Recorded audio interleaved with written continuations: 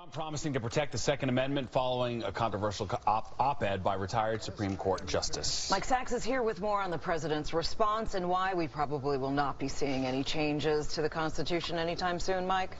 A call from a retired Supreme Court Justice to repeal the Second Amendment has President Trump saying no way, as he hopes to make a solidly conservative Supreme Court the lasting legacy of his time in office.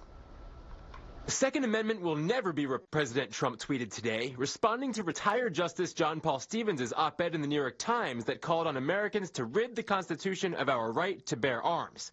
It's the latest volley from the 97-year-old Stevens. 10 years ago, Stevens dissented from the landmark ruling that the Second Amendment protects an individual right to keep and bear arms for self-defense. It protects the pre-existing right to use guns by members of a militia. And in 2014, he wrote a book proposing a new amendment to reverse that landmark ruling.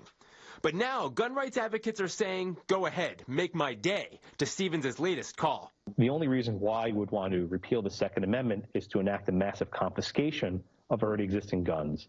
I think that would be a bad idea and will likely embolden gun rights supporters more than help facilitate the debate. And Senate Minority Leader Chuck Schumer and his fellow Democrats have no interest in supporting a move that would give the NRA what he says it wants. It is not a binary choice. It is not simply protect the Second Amendment or your guns get taken away. There's a middle ground, which is what America pleads for. In fact, for the measures the March for Our Lives students support, like universal background checks and assault weapons bans, the biggest obstacle is partisan politics, not the Second Amendment, at least for now. If President Trump can replace Justice Ginsburg, they may actually shift the Second Amendment jurisprudence to the right, and perhaps other lights may actually be struck down.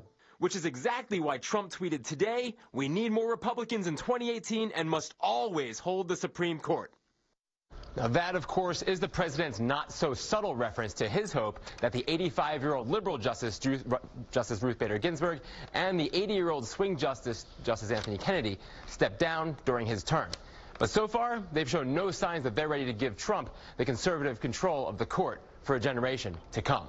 Derry, Steve. Big stakes. All right, thank you, Mike.